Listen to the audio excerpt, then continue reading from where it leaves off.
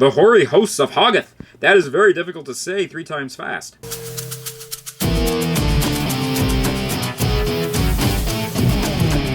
Hello toy fans out there, I have the Marvel Select version of Doctor Strange. So major shout out to Willmer Medina, thank you so much for getting me this figure. I love the Marvel Select figures, and with the Doctor Strange movie coming out, I'm sure we're going to probably get another version of him, but I love the comic book version of him. There are variant heads available. There's been different incarnations of Strange where he's been possessed by other entities and other things like that. Really cool artwork here on the side. Doctor Strange is probably one of the most powerful beings in the Marvel Universe, if you exclude the cosmic beings of the universe, but then again, even them, he may potentially be more powerful than some of them. He is the Sorcerer Supreme. But anyways, let's go ahead and open this guy up. I'm really excited to see what he looks like outside the packaging. So here he is! Very cool figure. He comes with a base. It's just a small portion of his Sanctum Sanctorum. Very cool looking too. Close-up of it here, you can see the details in it, just like the small cracks in the rock and everything. You can see the mystic smoke too. The glass in the background. I mean, the detail they put into it, I'm really impressed with. You can see the back of it here, and you can still see some details that are put on the side of the glass. Unfortunately, because I don't have a lot of shelf space, I'll probably end up putting this base somewhere in another box with all of the other bases that I have. But here's Doctor Strange himself. He comes with another interchangeable Eye of Agamotto. Agamotto?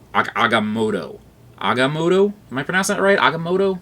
We'll say Agamotto. Anyways, I've heard this been said several times in other cartoons. I assume that's how it's said. You can see here on his chest here, the eye is open, but the one that we're given as an interchangeable one, it is closed. A bit of a close-up here, you can kind of sort of see what it looks like in detail. It is a real metal chain that's given with it. Then you can see a close-up here of the one he's wearing. As you can see, the one on the chain is the one that's closed, while the one he's wearing is the one that's open. This is so tiny, I'm going to put it in a bag with a lot of other accessories that I have for action figures, but I already know I'm going to end up losing this. He also comes with a really cool effect where it seems as though he's using magic. It comes off fairly easily, but it also locks in place right on his wrist right there, and it holds there, and I'm really impressed with that. Look at the detail they put into his face. You can see all the creases, the lines.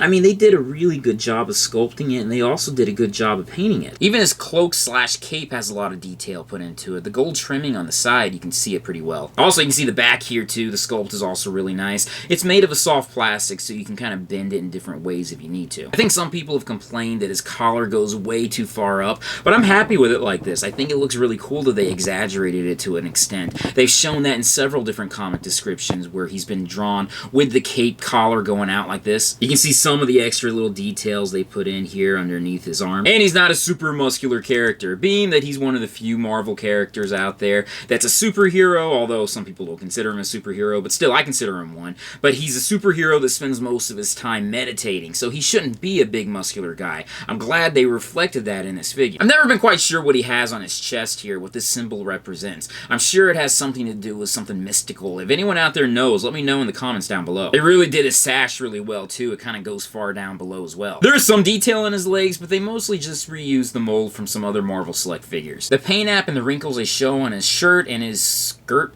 thing, whatever this is, I think they did a really great job of that. I mean, you can definitely tell this is something that's kind of wrinkled up, and it's being held together by the sash being tied around his waist. Just a quick view from underneath here. You can see there's really nothing there. Real quickly, let's go through his articulation. First, you can move his head. He has arm movement, elbow movement, forearm movement, wrist movement, waist movement, upper leg movement, double jointed knee movement, and ankle movement. Really liking him a lot. Thank you so much, Willmer, for getting me this guy. I mean, I'm definitely going to be giving him a good home, especially with the other Marvel Select figures that I've got. Here's a quick comparison next to the Marvel Legends Doctor Strange that came out. As with all Marvel Select figures, he is a good inch to an inch and a half larger than the Marvel Legends version. Back to back here, you can see the differences in size between the two of them.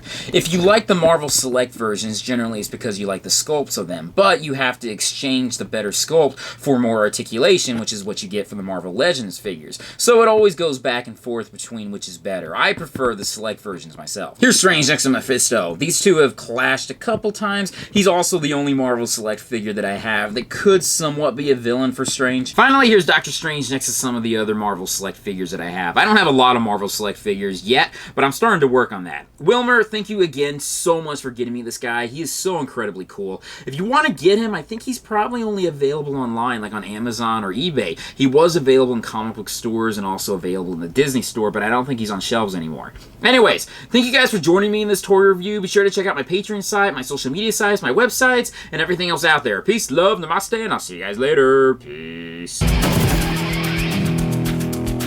You know, it'd be really cool for the Doctor Strange movie if we had Benedict Cumberbatch meet up with Iron Man, who's played by Robert Downey Jr., and both of them went up to each other and said, Mr. Holmes, since both of them has played Sherlock Holmes. I think that'd be kind of cool.